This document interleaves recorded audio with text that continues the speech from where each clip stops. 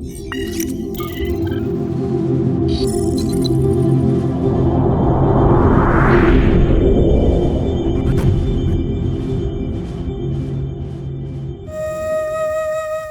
کی اس خوشگوار صبح میں آپ سب کو میرا سلام۔ آج کے اس خوبصورت دن اور سہانی صبح میں ہم ایک بار پھر آپ کی خدمت میں حاضر ہیں۔ حسب معمول ہم اپنے دن کا آغاز خدائے بزرگ کی حمد و ثنا کرتے ہوئے کریں گے۔ تیریاں صفتاں دے گانے گیت کرنا شکر خدا، تیریاں صفتاں دے گانے گیت کرنا شکر خدا، میرے ربا ہے چنگی ریت کرنا شکر خدا، میرے ربا ہے چنگی ریت کرنا شکر خدا۔ وڈتے ویلے شفقت تیری، وڈتے ویلے شفقت تیری، رات ویلے رحمت تیری، رات ویلے رحمت تیری، کریے یاد سدا کرنا شکر خدا، میرے ربا ہے چنگی ریت کرنا شکر خدا۔ دس تارا ایک ساز بنا کے، دس تارا ایک ساز بنا کے، بین بربت خوش رنگ بجا کے، بین بربت خوش رنگ بجا کے، کریے یاد سدا کرنا شکر خدا، میرے ربا ہے چنگی ریت کرنا شکر خدا۔ اپنے کما ہو یا ربا، اپنے کما ہو یا ربا، میں تو خوش حال ہے کیتا، میں تو خوش حال ہے کیتا، کریے یاد سدا کرنا شکر خدا، میرے ربا ہے چنگی ریت کرنا شکر خدا۔ تیرے ہاتھ دیاں کاریگریاں، تیرے ہاتھ دیاں کاریگریاں، میں خوشی دے ساز بجاواں، میں خوشی دے ساز بجاواں، کریے یاد سدا کرنا شکر خدا، میرے ربا ہے چنگی ریت کرنا شکر خدا۔ صفتاں دے گانے گیت کرنا شکر خدا، میرے ربا ہے چنگی ریت کرنا شکر خدا۔ خدا کی حمد و ثنا کرنے کے بعد ہم خدا کے بندے کے وسیلہ سے خدا کا کلام سنیں گے۔ دانیل نبی کا صحیفہ اور اس کا دوسرا باب، اس کی 27ویں اور 28ویں آیت۔ کوئی بھی بھائی یا بہن پڑھنے میں رہنمائی کرتے ہیں۔ دانیل نے بادشاہ کے حضور عرض کی کہ وہ بیت جو بادشاہ نے پوچھا حکمہ اور نجومی اور جادوگر اور فال بھی بادشاہ کو بتا نہیں سکتے، لیکن آسمان پر ایک خدا ہے جو راز کی باتیں آشکارا کرتا ہے۔ اور اس نے نبوکد نظر بادشاہ پر ظاہر کیا کہ آخری ایام میں کیا وقوع میں آئے گا۔ تیرا خواب اور تیری دماغی خیال جو تو نے اپنے پلنگ پر دیکھے ہیں یہ ہیں۔ خداوند کے زندہ کلام کے پڑھے سنے اور سمجھے جانے پر خداوند کی خاص برکت ہو۔ ہم نے کل اس پر تھوڑی سی بات چیت کی تھی کہ جس میں ہم نے جو بادشاہ کو خواب آتے ہیں اور ان خوابوں کے بارے میں اس نے جاننے کے لیے، ان کی تعبیر جاننے کے لیے اس نے مختلف جو حکماں تھے، حکیم تھے، جو عقل مند لوگ تھے، ان کو اپنے محل میں بلایا، اپنے دربار میں بلایا اور ان سے پوچھا کہ میرے خواب کی تعبیر کرو، تو ان میں سے کوئی بھی تعبیر نہ کر سکا، جس کی وجہ سے اس نے ان سب کو مارنے کا حکم جاری کر دیا۔ لیکن دانیال نے اس سے یہ کہا کہ مجھے تھوڑی مہلت دے تاکہ میں اس کا جواب، اس کی تعبیر خدا سے پوچھ کر تجھے بتا سکوں۔ تو وہ اپنے دوستوں کے ساتھ مل کر دعا کرتا ہے اور خدا اس کو جواب دیتا ہے۔ جو آج حوالہ ہم نے پڑھا ہے، یہاں پر بھی وہی ہم نے لمحہ لیا ہے کہ جس میں وہ بادشاہ کے حضور جاتا ہے۔ پہلی بات تو یہ کہ ہم نے کل کی طرح اس میں سے 2 سبق نکالنے ہیں، اور دوسرا ہم نے لہجے پر غور کرنا ہے کہ جب وہ اس سے پچھلے دن یا پچھلی بار جب وہ بادشاہ کے حضور گیا تھا تو اس وقت اس کا لہجہ کیا تھا، اور آج جب وہ خدا کے حضور میں گیا ہے، بادشاہ کے حضور میں گیا ہے، تو اس وقت اس کا لہجہ کیا ہے۔ کل جب وہ جاتا ہے، یعنی اس سے پچھلی بار جب وہ بادشاہ کے حضور میں گیا کہ میری جان کی بچت کر دی جائے، مجھے مہلت مل جائے، اس نے اپنی بڑائی نہیں کی، اور اس وقت اس نے خدا کی بھی بڑائی نہیں کی، یعنی اس نے خدا کے بارے میں بھی کچھ بھی نہیں کہا کہ میرا خدا یہ کر سکتا ہے، میرا خدا وہ کر سکتا ہے۔ تو ایک جملہ بھی اس نے خدا کے بارے میں نہیں کہا، بلکہ وہ جاتا ہے اور صرف بادشاہ کے سامنے یہ بات کہتا ہے کہ مجھے وقت چاہیے۔ وہ بادشاہ سے وقت لیتا ہے اور واپس آ جاتا ہے، واپس آ کر اپنے دوستوں سے بات چیت کرتا ہے، ان کو اعتماد میں لیتا ہے، ان کے ساتھ متفق ہو کر وہ دعا کرنا شروع کر دیتا ہے۔ اور لکھا ہے کہ خدا ان کو وہ خواب بھی بتاتا ہے اور ان کی تعبیر بھی بتاتا ہے۔ جب خدا نے ان کو ان خوابوں کی تعبیر بتا دی تو پہلی چیز ہم نے یہ سیکھی کہ اس نے پہلے ایسا نہیں کہا کہ میرا خدا یہ کر سکتا ہے، میرا خدا وہ کر سکتا ہے، کہ جب خدا نے کر دیا تو اس وقت جب وہ وہاں پر پہنچا ہے تو اس نے اپنے خدا کی تعریف کی، اور ساتھ ہی اس نے دوسرے خداؤں کے بارے میں بھی بتا دیا کہ بادشاہ جن سے تو امید لگا کے بیٹھا ہے وہ کچھ نہیں کر سکتے۔ کن الفاظ میں لکھا ہے؟ دانیال نے بادشاہ کے حضور عرض کی کہ وہ بھید جو بادشاہ نے پوچھا، حکمہ یہ حکیم کی جمع ہے، حکمہ اور نجومی اور جادوگر اور فالگیر بادشاہ کو بتا نہیں سکتے۔ یعنی یہاں پر وہ دوسرے خداؤں میں اور اپنے خدا میں فرق اس کے سامنے رکھتا ہے کہ وہ ایسا نہیں کر سکتے، لیکن آسمان پر ایک خدا ہے جو راز کی باتیں آشکارا کرتا ہے، اور اس نے نبوکدنضر بادشاہ پر ظاہر کیا ہے کہ آخری ایام میں کیا وقوع میں آئے گا۔ یعنی وہ اپنے خدا کی تعریف کرتا ہے، تمجید کرتا ہے، اور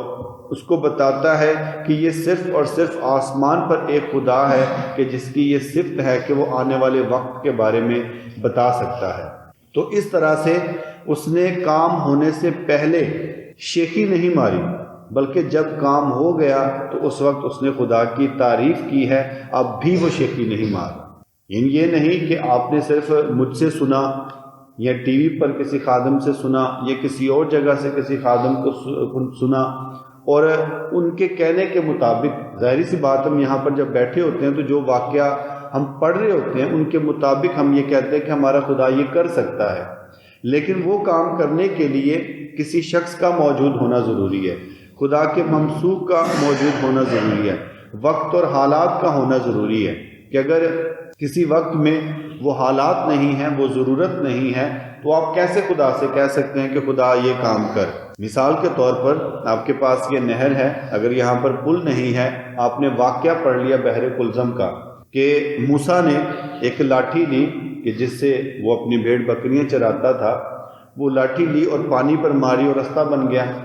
آپ کہیں جی میں نے کلام مقدس میں یہ چیز پڑھی ہے، میں نے خدا کے خادم سے یہ چیز سنی ہے، آپ وہ لاٹھی پانی پر مارتے ہیں اور بعد میں کہتے ہیں لہذا کوئی نہیں، لہذا ہویا، تو ایسے نہیں ہوگا۔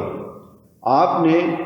اس بات کا خیال رکھنا ہے کہ جیسے گزرے جو حوالہ تھا اس میں بھی ہم نے یہ سیکھا کہ آپ نے خدا کی مرضی کا انتظار کرنا ہے، تو اس لیے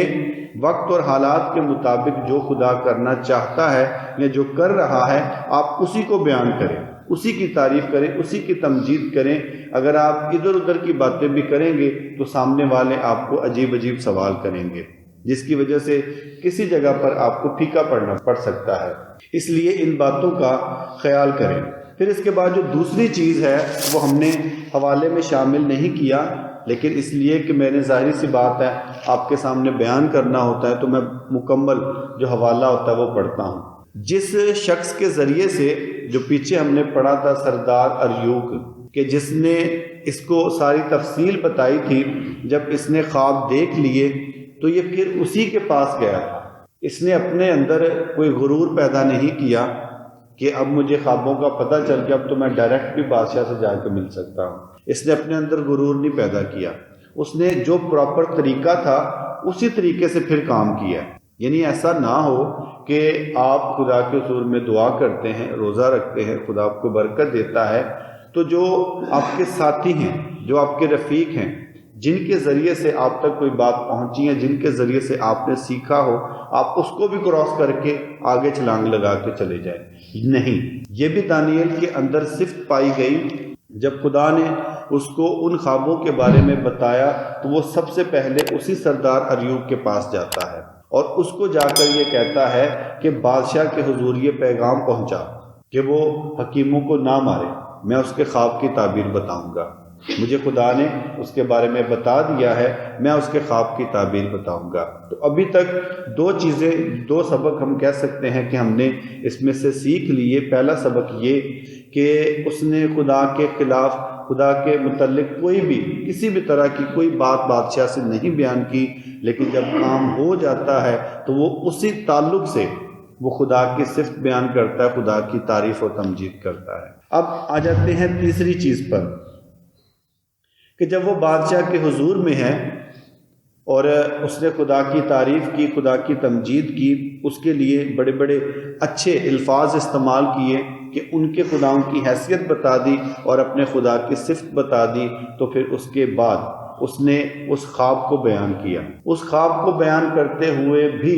اس نے ایک ایک چیز بتائی اور ساتھ ساتھ پوری سچائی سے اس نے کام لیا۔ اب جب اس پورے خواب کو ہم سمجھنے کی کوشش کریں گے، یہ جو مورت ایک بادشاہ اپنے خواب میں دیکھتا ہے، یہ وہ والا حوالہ ہے کہ جس کا جو سر ہے وہ سونے کا ہے، جو سینہ ہے وہ پیتل کا ہے، کرتے کرتے جو پاؤں ہیں وہ مٹی کے اور لوہے کے، اس طرح سے مطلب یہ پوری مورت جو ہے یہ بنی ہوتی ہے۔ تو اس مورت کا جو خواب دیکھا جاتا ہے، اس میں کئی ایسی چیزیں تھیں کہ جن میں ان کی حکومت کے ختم ہونے کے بھی چانس تھے، ان کے بعد کون سی حکومت آنے والی تھی، کون ان پر ظلم کرے گا، کون ان کو مارے گا، یہ ساری ڈیٹیل اس خواب میں پائی جاتی ہے۔ اب آپ کسی ایسے شخص کے سامنے ہوں کہ جس کے پاس اختیار ہے کہ صرف وہ اشارہ کرے، صرف وہ اپنی زبان سے ایک جملہ کہے اور آپ کی گردن اتاری جا سکتی ہے، تو آپ اس کے سامنے یہ کہہ رہے ہوں کہ بادشاہ تو اتنا اکڑ کے بیٹھا ہے اس تخت پر، یہ تیرا تخت جاتا رہے گا۔ تو اس میں کون سی صفت سامنے آتی ہے؟ دلیری۔ اگر خدا نے آپ کو کوئی چیز بتا دی ہے تو اس کا مطلب کہ آپ دلیر ہو کر وہ آگے بتا سکتے ہیں، لیکن اگر آپ کو خدا نے کوئی چیز نہیں بتائی تو صرف دوسرے کو امپریس کرنے کے لیے نہیں، بلکہ آپ خاموش رہیں۔ اگر خدا نے بتائی ہے تو دلیر ہو کے کہہ دیں، اگر نہیں تو خاموش رہیں، صرف کسی کو امپریس کرنے کے لیے نہیں، صرف کسی کو قائل کرنے کے لیے نہیں، اپنے پیچھے لگانے کے لیے نہیں، بلکہ آپ خاموش رہیں، وہ آپ کے بھلے کی بات ہے۔ لیکن اگر خدا نے آپ کو بتا دیا ہے تو پوری دلیری کے ساتھ کہیں، چاہے جو کچھ مرضی ہو جائے۔ اب اس نے پوری دلیری کے ساتھ بتایا، اس کو یہ بھی بتایا کہ تیری حکومت جاتی رہے گی اور اس کے بعد کوئی اور آئے گا وہ حکومت کرے گا، اس کی بھی جاتی رہے گی، پھر کوئی اور آئے گا، یعنی کہ وہ اس کی کوئی تعریف نہیں کر رہا۔ حالانکہ بادشاہ یہی سننا چاہتے ہیں کہ ان کی تعریف کی جائے، وہ ان کی کوئی تعریف نہیں کرتا، لیکن پھر بھی جب وہ اپنی بات کو ختم کرتا ہے تو وہ اس کے خدا کی بھی تعریف کرتا ہے اور دانییل کو بھی نوازتا ہے۔ اگر آپ راستے پر ہوں گے، اگر آپ اپنی بات میں سچے ہوں گے، اگر آپ نے جو دیکھا ہوگا یا جو کچھ خدا نے آپ کو دکھایا ہوگا وہ واقعی آپ کے دل میں مکمل طور پر یہ یقین ہوگا کہ وہ خدا کی طرف سے ہے، تو پھر آپ کو ڈولنے کی ضرورت ہی نہیں ہے۔ آپ اپنی بات پر مضبوط رہیں اور بنداس ہو کر آپ کہہ دیں یہ کہ یہ بات ہے، تو خدا آپ کو عزت بخشے گا۔ زندگی موت بھی اس کے ہاتھ میں ہے۔ ایک مشنری کی میں نے کہانی پڑھی، وہ پڑھ کر مجھے دکھ بھی ہوا، لیکن جب میں اینڈ پر پہنچا تو مجھے بڑی خوشی ہوئی۔ ایک جنگل میں وہ شخص اور اس کی بیوی بچے خدمت کرنے کے لیے جاتے ہیں ایک مشنری کے طور پر، تو وہاں پر جنگل میں لوگوں میں انہوں نے بڑا کام کیا، بچوں کو پڑھایا، بڑوں کو سکھایا، کیونکہ وہ سارے کا سارا جو قبیلہ تھا اور جو اس کا سارا مضمون رکھا گیا، اس کا نام رکھا گیا اینڈ آف اسپیئر، جو نیزہ ہوتا ہے نا، نیزہ جو نیزے کے ساتھ لڑائیاں کرتے ہیں، لوہے کا جو بنا ہوتا ہے، کہ اس کا اختتام، یہ اس کا مضمون رکھا گیا۔ تو اس نے بڑی دیر وہاں پر خدمت کی، کرتے کرتے ان میں ایک ایسا شخص تھا کہ جو اس سے بہت نفرت کرتا تھا، وہ یہ بالکل پسند نہیں کرتا تھا کہ یہ ہمارے بچوں کو پڑھائے، یہ ہمارے بچوں کو تعلیم دے۔ تو کافی دیر تک وہ وہاں پر کام کرتا رہا اور وہ بغاوت پر اترا رہا، اس نے بڑے لوگوں کو بہکایا اور اس کے خلاف ان کو سکھاتا رہا۔ ایک دن اس کا جو بہکانا تھا وہ اس کے کام آ گیا اور وہ 4-5 لوگ اکٹھے ہوتے ہیں، آتے ہیں اور آ کر اس مشنری کو مار ڈالتے ہیں۔ جب وہ مر جاتا ہے تو اس کے بچے اس جگہ سے واپس چلے جاتے ہیں۔ اس وقت اس کے بچے چھوٹے تھے، یعنی آپ کہہ لیں کہ 10-12 سال ان کی عمر ہوگی۔ تو جب اس کا بیٹا 22 سے 25 سال کے درمیان ہوتا ہے تو اس کا بیٹا بھی اسی جگہ پر آ کر پھر مشنری کی خدمت انجام دینے لگتا ہے۔ جب لوگوں کو پتہ چلا کہ یہ اسی کا بیٹا ہے تو اتنے سال گزرنے کے باوجود بھی وہ سارے کے سارے زاروں قطار روئے اور پھر انہوں نے خدا یسوع مسیح کو قبول کیا۔ جب آپ کو ایک خدمت، جو کچھ بھی خدا نے آپ کو دے دیا ہے، آپ کی زندگی رہے نہ رہے، جو آپ نے کام کیا ہوگا خدا اس کو کبھی بھی رائے گاہ نہیں جانے دے گا۔ اور پھر اس کے بیٹے کے ذریعے سے خدا نے وہاں پر اور زیادہ اپنے جلال کو ظاہر کیا۔ اس لیے جو کچھ خدا نے آپ کو بخشا ہے، سب سے پہلی بات تو اس کو حقیقت میں جاننا، پھر اس کے بعد جب آپ کو پتہ ہے کہ مجھے یہ مل گیا ہے تو دلیر ہو کر اس کو بیان کریں، دلیر ہو کر اپنا کام کریں، دلیر ہو کر اپنی خدمت کریں۔ خدا کبھی بھی